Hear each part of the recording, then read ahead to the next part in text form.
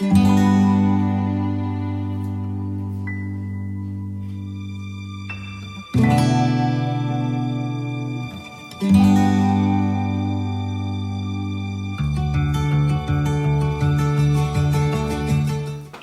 domingo pasado descubríamos a ese Jesús y a ese Dios en el libro de Job que pone límites a la potencia del mar. Y en el Evangelio descubríamos cómo Jesús calma la tempestad y pide a los apóstoles que tengan fe en Él. Hoy damos un paso más. En los textos vamos a ver cómo se nos invita a creer en el Dios de la vida, no en el Dios de la muerte.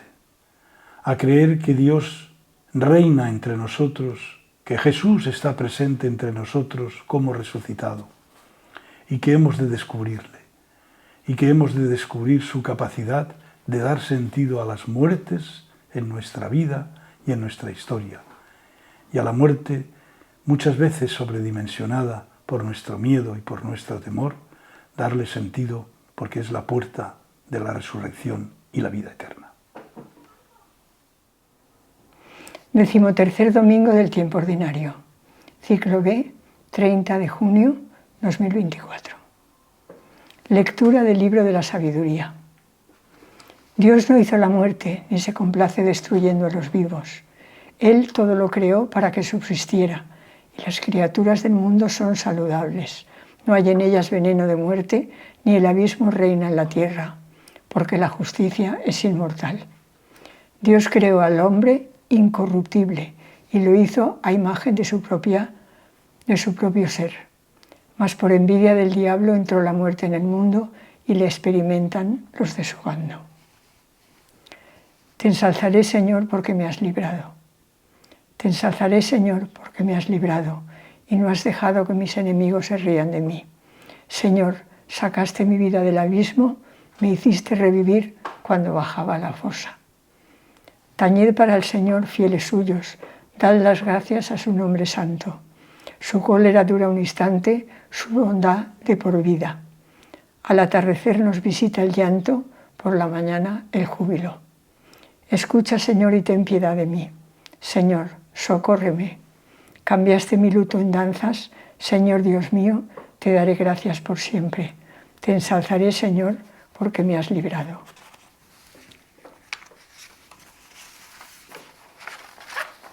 Lectura de la segunda carta del apóstol San Pablo a los Corintios. Hermanos, lo mismo que sobresalís en todo, en la fe, en la palabra, en conocimiento, en empeño y en el amor que os hemos comunicado, sobresalid también en esta obra de caridad. Pues conocéis la gracia de nuestro Señor Jesucristo, el cual siendo rico, se hizo pobre por vosotros para enriqueceros con su pobreza. Pues no se trata de aliviar a otros, pasando vosotros estrecheces, se trata de igualar.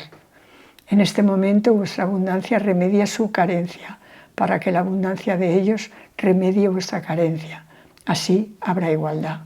Como está escrito, al que recogía mucho no le sobraba, y al que recogía poco no le faltaba.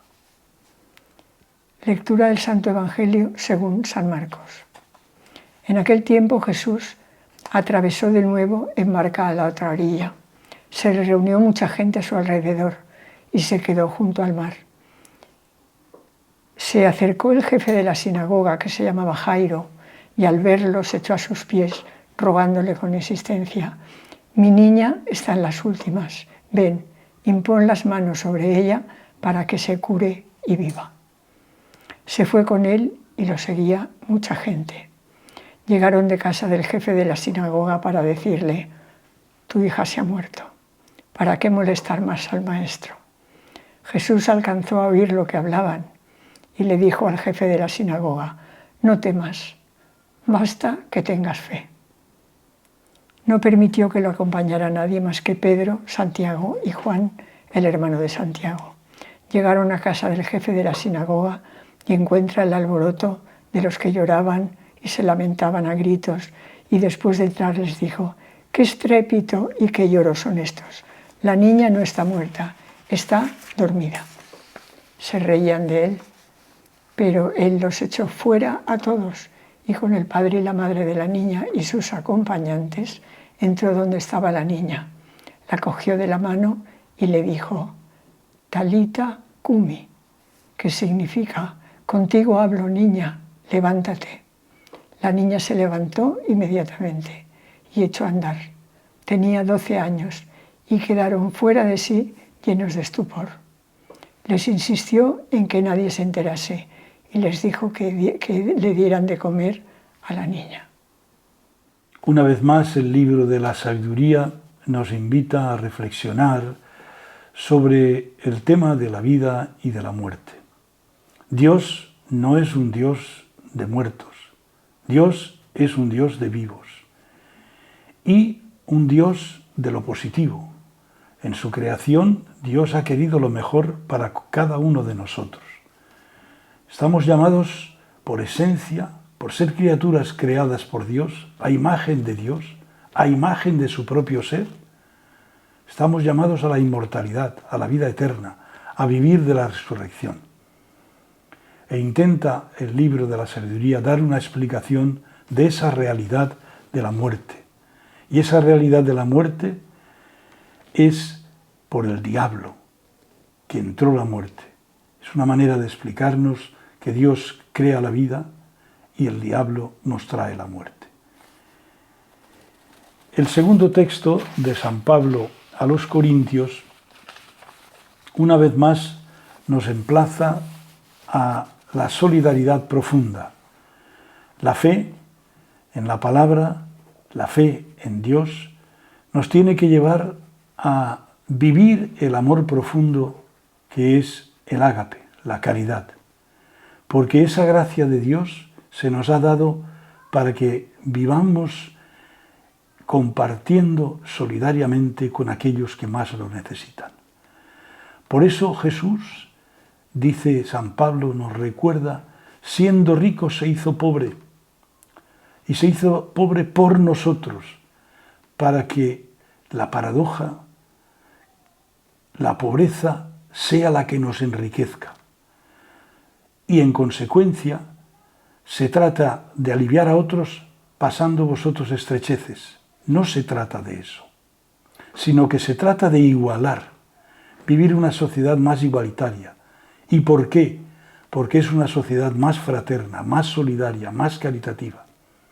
Por eso la conclusión es que vuestra abundancia remedia la carencia, para que la abundancia de ellos remedie vuestra carencia. Así habrá igualdad. Este es un concepto que muchas veces olvidamos. Y concluye el texto: al que recogía mucho no le sobraba, y al que recogía poco no le faltaba.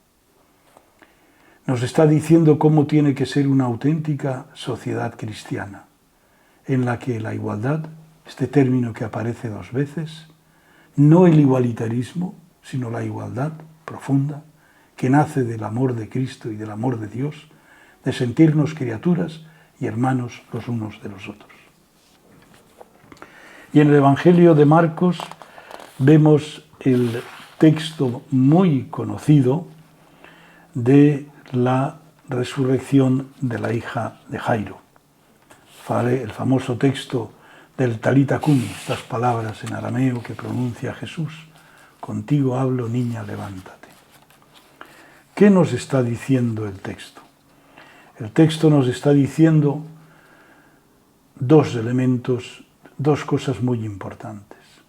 La primera es recordarnos una vez más la fe, indispensable para creer en lo que nos decía el libro de la sabiduría y que corrobora el texto de Marcos. La fe en la resurrección y en la vida eterna. Porque la hija de Jairo morirá de nuevo. Pero en la medida en que esa fe está activa en su vida y esa esperanza, resucitará a la vida eterna. Entonces aquí vemos cómo la gente duda una vez más. La gente que está alrededor de Jairo y de la niña, incluso se ríen. Y Jesús, en la soledad, le dice Talita cumi, levántate en la soledad, no acompañado por los lloros y los gritos. Se levantó y echó a andar. Tenía 12 años. Y termina con el signo de que le dieran de comer a la niña, para que quedara a todos bien claro de que esa niña había resucitado por obra y gracia de la acción de Jesús. Pidamos, pues, que nos encontremos con el Jesús que calma la tempestad el domingo pasado con su potencia y su poder, esa tempestad que nos puede destruir, y Jesús que ante el gran problema de la muerte nos da un hilo de vida, el único que da una auténtica explicación del sentido de la muerte y que da una auténtica explicación de qué es lo que viene después de la muerte, la resurrección y la vida eterna. El autor del libro de la sabiduría nos dice que el hombre ha sido creado para la inmortalidad. Las criaturas ayudan a la salvación del hombre. La causa de la muerte es el pecado. El que practica la justicia tiene asegurada la inmortalidad, porque Dios le hizo imagen de su misma naturaleza. Pablo, en la segunda carta a los Corintios, habla de generosidad, porque el Señor se ha mostrado muy generoso con nosotros, lo ha dado todo. No debemos hacer lo mismo los unos con los otros. Incluso se permite pedir lo imprescindible, solamente lo que les sobra, para ayudar a los que lo necesitan. Sabemos que la caridad cristiana puede llegar a más y exigirse más, pero comenzar por lo mínimo es también un signo de comunión en la justicia. Jairo pide a Jesús que ponga la mano a su hija enferma, pero en el camino una mujer de la multitud se empeña en poner la mano sobre la orla, con la intención de arrancar a Jesús una curación para una enfermedad que le llevaba a la muerte. Tanto Jesús como el evangelista quieren poner un correctivo a esta forma de acercarse a Jesús, de creer en Él como si fuera un simple curandero. Curar las enfermedades no soluciona el drama de la vida. La cuestión está en enfrentar la muerte en su verdadera dimensión. Tanto la mujer curada como la hija de Jairo volverán a morir. Fuera del ámbito de la fe, Jesús no pasaría de ser un mago más, un taumaturgo más de los de aquella época.